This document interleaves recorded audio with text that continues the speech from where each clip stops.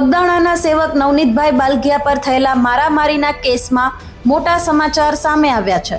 આજે મહુવા કોર્ટમાં એસઆઈટીની ટીમ દ્વારા 8 આરોપીઓના ફરી એકવાર રિમાન્ડની માંગ કરવામાં આવી હતી। કોર્ટે એસઆઈટીની માંગને સ્વીકારીને તમામ 8 આરોપીઓને 3 દિવસના રિમાન્ડ મંજૂર કર્યા છે।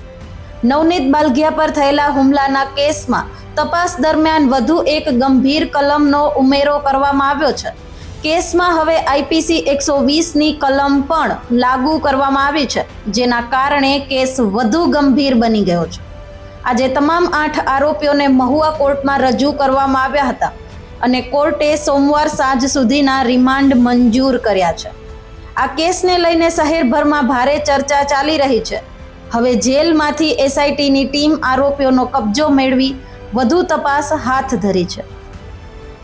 આજે નવનીતભાઈના કેસની અંદર જે સીટની રચના બાદ સીટના અધિકારીઓને આ ગુનાની અંદર હજી અગાઉની જે તપાસ થઈ છે એ તપાસ અધૂરી લાગતા આ ગુનાની અંદર અમુક કલમોનો જે ઉમેરો જે બાકી હતો તેની કલમોનો ઉમેરો કરવા માટેનો ગઈકાલે એક કોર્ટની અંદર રિપોર્ટ થયેલો, તેમાં બીએનએસની કલમ 61(2) અને 126 મુજબનો ઉમેરો કરવામાં આવેલો છે।